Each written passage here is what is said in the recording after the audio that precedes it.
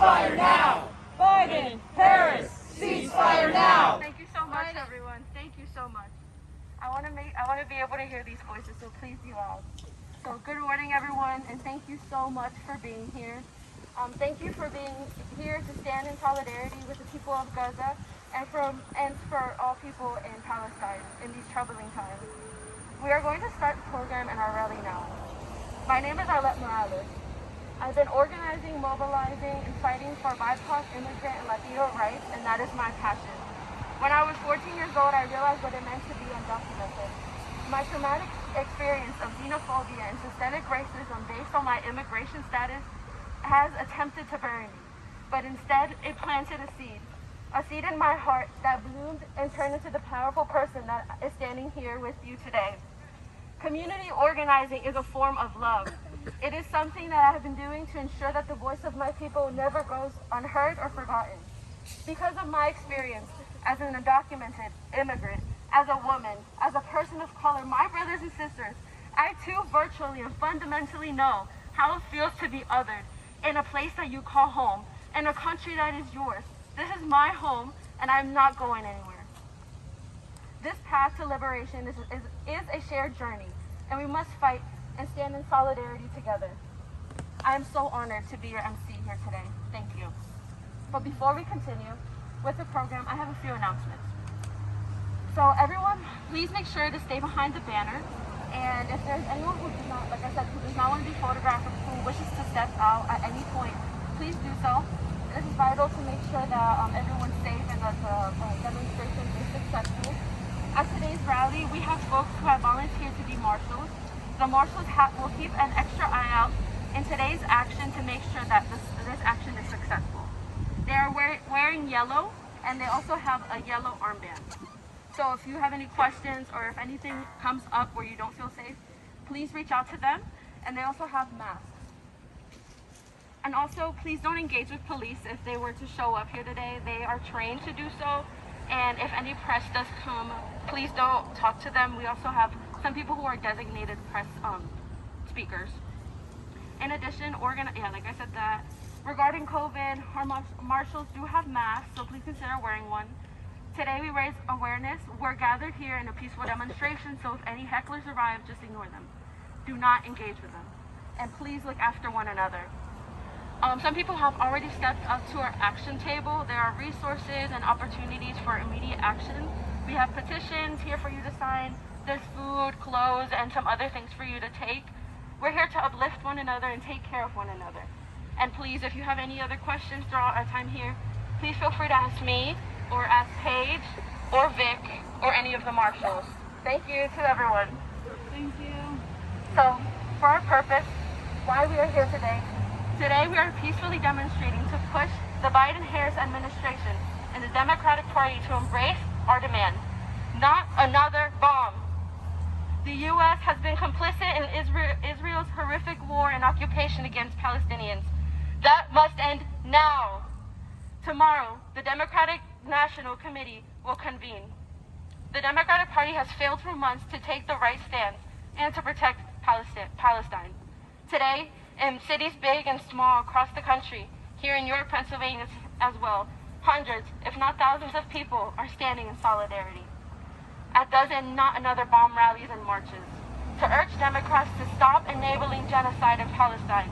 As the voice of Palestinians, we have an unshakable responsibility to join the call for mass mobilization. National liberation is near. Glory to our resistance, to our martyrs, and to our steadfast people. Today, we seize this critical movement of leverage to voice our demands with renewed fervor. We rally today to demand that Democrats secure a ceasefire now.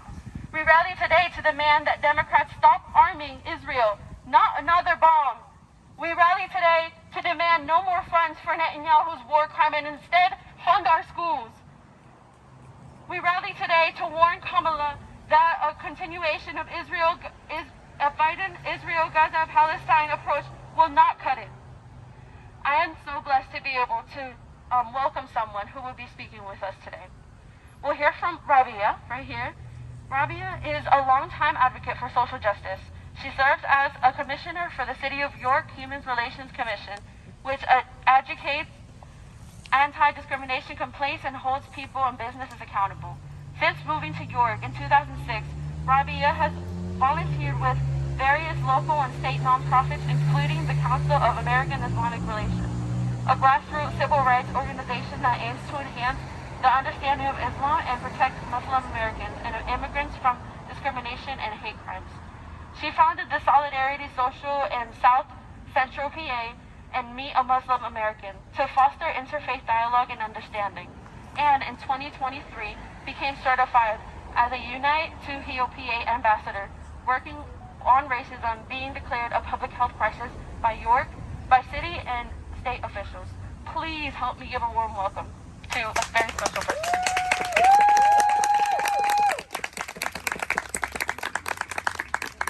From the river to the sea, Palestine will be free. Palestine will be free. From the river to the sea, From the river to the sea, Palestine will be free. Palestine will be free. Brick by brick, wall by wall, Brick by brick, wall by wall, occupation has to fall. occupation has to fall. This forum know that at any point in time, the land that they own in their home country can be snatched away illegally by Israeli settlers, with absolutely nothing they can do to fight it. The road network Israel created is segregated. Cars with Palestinian license plates are barred from driving on those roads. Doing so means risking their lives. Most importantly, there is no color-coded ID system the Israeli government created. At the top of the pyramid is the Jewish Israeli ID, the most powerful. The Jerusalem ID, those who are free to live and stay in Jerusalem. And at the top are the two green IDs. The West Bank ID and the Gaza green ID. Those with the green ID must stay in the areas that they are allowed in, and must apply for a permit to enter occupied Palestine and Jerusalem. I myself have dual American and Palestinian citizenship because my father was able to apply for us as he is a citizen. Since my father has the green West Bank ID, that is the one that I hold as well, I have experienced firsthand the discrimination against Palestinians, even as a born American. I have Palestinian American friends that do not have Palestinian citizenship and can now move freely in occupied Palestine. However, I cannot. The last time I tried to visit Jerusalem, I was denied and was told, "You are Palestinian, you cannot go in." My mother, who does not hold Palestinian citizenship or ID, was told that she could not go in, and she had to leave my sister and I behind. When trying to turn around to leave, I was yelled at and told to go back and squeeze through the line of people, rather than using the exit gate. The humiliation tactics are endless. That is just one story of mine. But I can only imagine what it's like to experience this humiliation on a daily basis. I strongly recommend to all of you to do your research and to read the many other ways that Palestinians are strongly discriminated against on their own land. This has been going on for almost 76 years, and I hope that one day my family can finally return to their beautiful land. Thank you, and thank you to that voice. And thank you for organizing this event. I'm going to start with a greeting of peace. Assalamu alaikum, which means may the peace and blessings of God be upon you.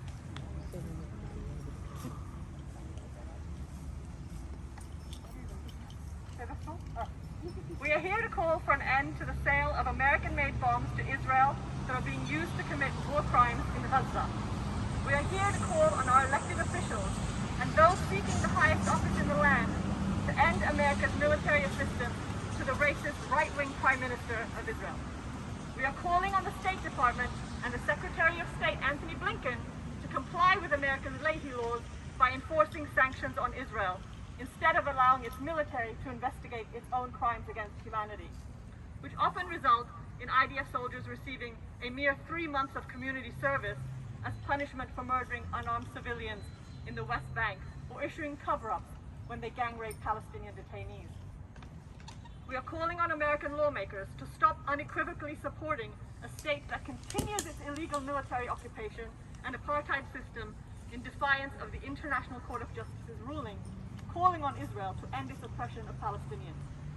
We are calling on America to end its support of this live-streamed genocide of the Palestinian people. Our government doesn't just provide bombs and warplanes to Israel. It provides political cover when it allows Israel to act with such impunity. America continues to ship bombs to Israel despite knowing they're being deployed in densely populated areas, causing mass civilian casualties. But neither Democratic nor Republican presidents have changed their policy on Israel. Why? Over 40,000 people have been slaughtered in the last 10 months, and more than 10,000 people are buried under the rubble and presumed dead. Combined, that's more than the entire population of York City, where we're standing today. That number only includes those killed by bombs, bullets, and those crushed to death in their homes by the collapsing concrete. It doesn't include those who have died due to the indirect impacts of war, like starvation or the preventable diseases that are spreading across the overcrowded refugee camps. Diseases like polio, which were thought to be eradicated, are going left untreated due to the decimation of hospitals, inhumane blockades by Israel, resulting in the collapse of Gaza's healthcare system, a result of 10 straight months of bombardment by American and European manufactured bombs. The death toll doesn't account for the over 100,000 people injured and trapped inside Gaza, an area roughly the size of Philadelphia, but more densely populated. Over 2/3 of those killed and injured by the America-backed Israeli government are women and children. Our bombs and our blind support of Israel has resulted in the slaughter of over 16,000 children. Shame! Shame! And created 20,000 orphans. Over 6,000 women murdered by America-backed Israel. 170 journalists, 860 medical staff, and over 80 paramedics. These deaths are all considered war crimes. For those who doubt the numbers, the UN Secretary General, the Human Rights Watch, the World Health Organization, and even the Israeli intelligence services have all confirmed that the figures from the Ministry of Health in Gaza have proven to be reliable and accurate, while Biden publicly questions the death toll during his White House press conference. But what matters more than the accuracy of the death toll is why the bombs being dropped on one of the most densely populated places in the world lack accuracy and precision. Unlike the very precise bombs and rockets that Israel used to kill leaders of Hamas inside Iran, all with less civilian casualties. Why aren't they using those precision tools in Gaza? So we are here to speak on behalf of those slaughtered by American-issued bombs. We are here to demand better from our country's leaders who continue to stand with Israel despite major human rights groups, including Israeli human rights groups like B'Tselem, recording the gross violations of international and humanitarian law for 318 days straight. America's Democrats are trying to fight back against far-right racist ideologies in our own country, but yet we are supporting ultra-far-right fascist racist governments abroad. Why? Our Democratic president says he's working on a ceasefire deal while simultaneously selling $20 billion worth of weapons of mass destruction to Israel, a country that has continued to defy international human rights laws since its establishment in 1948. And yes, the 2,000-pound bombs America supplied that have been dropped in densely populated areas are considered weapons of mass destruction. To gain support and to justify its wars, leaders have always dehumanized their victims prior to launching full-scale attacks. We know that here because indigenous peoples were called savages, African Americans were called animals, among other horrific things, and Muslims and Arabs were dehumanized and vilified decades prior to America's invasion of Iraq and Afghanistan after 9/11.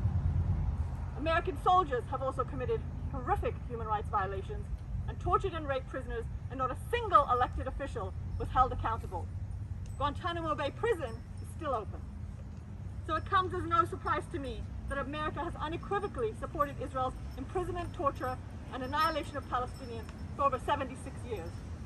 Over 10,000 Palestinians were held without charge before October 7th, nothing was ever mentioned of those hostages. In a statement read by the International Criminal Prosecutor, Karim Khan, I think he's a relative, at a UN Secretary Council briefing 3 months ago, said, and I quote, "There are reasonable grounds to believe that the Prime Minister of Israel, Benjamin Netanyahu, and Yoav Gallant, Israeli Minister of Defense, are responsible for crimes against humanity committed on the territory of the state of Palestine." These violations include starvation, border closings that prevent the delivery of humanitarian and medical aid, and cutting off water and electricity. More recently, last month, the International Court of Justice issued the long-awaited advisory opinion stating that Israel's occupation of Palestinian territories is a clear violation of international law, something we have been saying for decades. But the response by American leaders was to reject the UN's findings and still stand with Israel in defiance of our Leahy laws. The international community's failure to implement the recommendations of the previous 2004 ICJ opinion regarding the apartheid walls constructed by Israel in the occupied Palestinian territories has only emboldened Israel's defiance of international law and reinforced its impunity. That's a quote from Amnesty International. But let's focus on what our lawmakers are doing right here at home to aid this genocide. I've done some research into their tactics, and providing the bombs is just one way America stands by Israel. Another method is to introduce laws into our country that punish US residents, including low and high-level employees, elected officials, and students who raise concerns about America's complicity in Israel's ongoing genocide.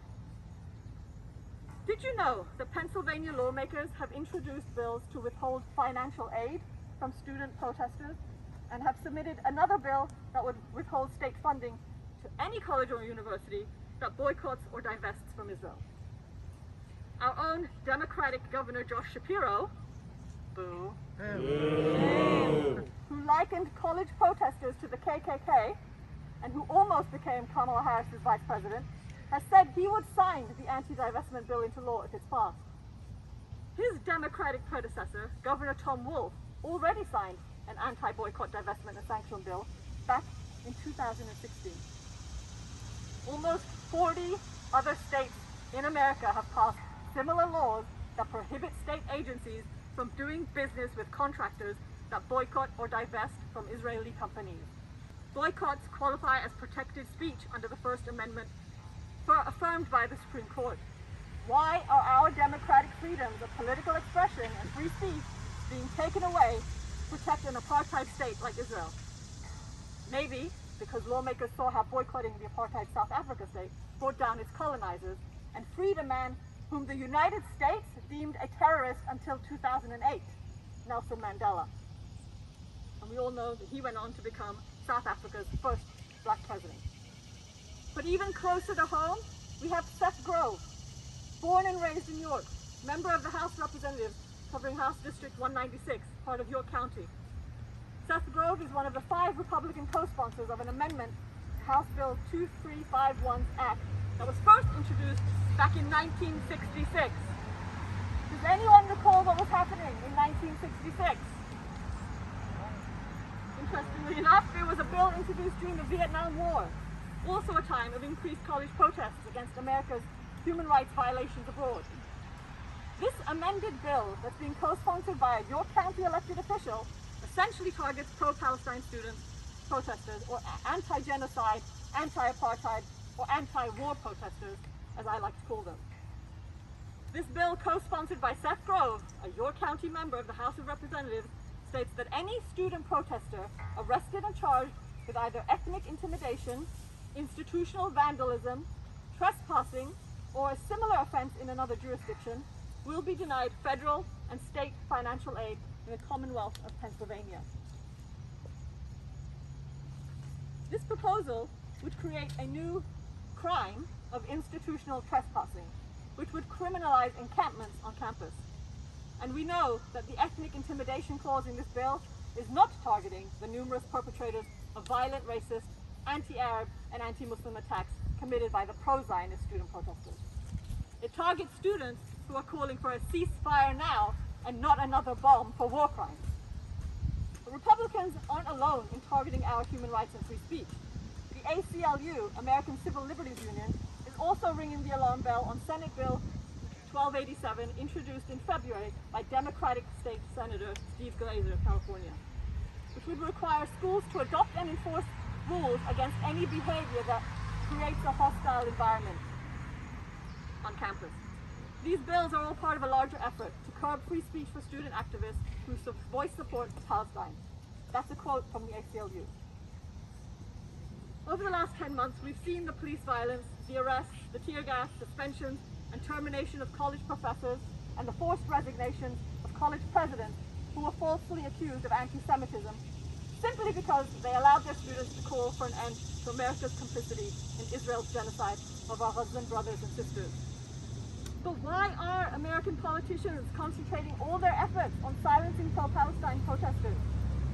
Because they want to control the narrative, and their narrative is built on lies, mainly Zionist, AIPAC's multi-billion-dollar funded lies. They are essentially suppressing truth, suppressing justice, and ultimately suppressing peace. But try as they might, they can never suppress the faith and will of Palestinians, who somehow, amidst their grief, find the strength to recite the following verse from the Quran after a bomb destroys their house or slays their loved ones. Hasbi Allahu wa ni'mal wakil, which translates to God alone is sufficient for us, and He is the best disposer of affairs. So your assignment is to pay attention to what our lawmakers are doing on both sides of the aisle. Look into why our politicians have stood by Israel so fiercely while dehumanizing Palestinians, and why they continue to introduce new laws that condemn anyone who opposes the American-backed Israeli war crimes against Palestinians, and why they would invite a man with an arrest warrant out for him to speak in front of a joint session of Congress. Why? Look into why Israeli lobby groups like AIPAC are working so hard to unseat our elected officials, especially our elected officials of color, and who have shown courage by using words like genocide, occupation, and apartheid.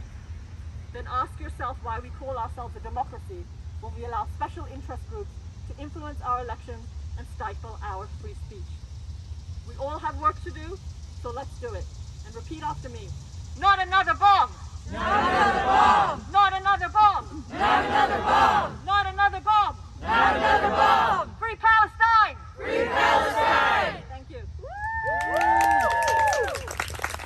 We all know injustice anywhere is a threat to justice everywhere.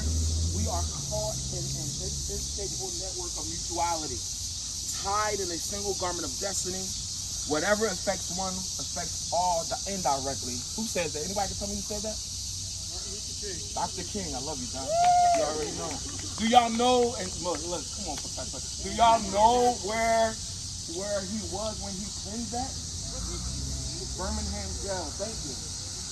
In that place of isolation, in that place of solitude, understanding, and this is where I'm kind of like grown in my journey of healing, because sometimes I get frustrated going from a juvenile justice system, black boy, black man, being here in Europe County sometimes, but then seeing the genocide that's happening abroad that affects us all, right? So with that being said, it makes me want to holler. And with that being said, I want to put the poet to it. You feel me? I want to put the poetry to it. I'm a drummer, but I love words. And sometimes when I don't have the words, there's things that kind of come to me. And I just want to share them with y'all. You want to drum? Say it again? Poet, but you might catch this one too. But sometimes when I don't have the words, the DJ in my head, the music that gives me life and make the world go around. Here we go. Inflation? Okay. Oh, y'all repeat me? Let me. I'm gonna give it to you. Inflation, no chance to increase finance. Bills pile up high sky with no and send that soldier off to die. Oh, it makes me wanna holler. The way they do my life, yeah, it makes me wanna holler. The way they do my life, peep game though. Hang up, let down, bad break, setback. Natural fact, honey, I can't even pay my taxes. Makes me wanna holler, the way they do my life. Oh, crime is increasing. Trigger happy policing. Panic is spreading. God only knows where we're heading. Oh, make me want to holler. So I wanted to kind of use our angel ancestors in this moment. Dr. King coming to me to the moment. as far as like who am I to be here, but then more importantly, when Sister Robbie shared that flyer, like here we are again. In the words of Dr. King, man, Dr. King and even Brother Marvin Gaye, it makes you want to holler, but here we are in solidarity, supporting each other, lifting each other up. It is what it is. I honor you all, and this is beyond any role that I play as a husband and a father, and even as the president of the NAACP. I honor you all for keeping this space alive. Okay? So when I say no more, you say bombs, no more. Bombs. No more. Bombs. When I say ceasefire, you say now. Ceasefire. Now. Ceasefire. Now.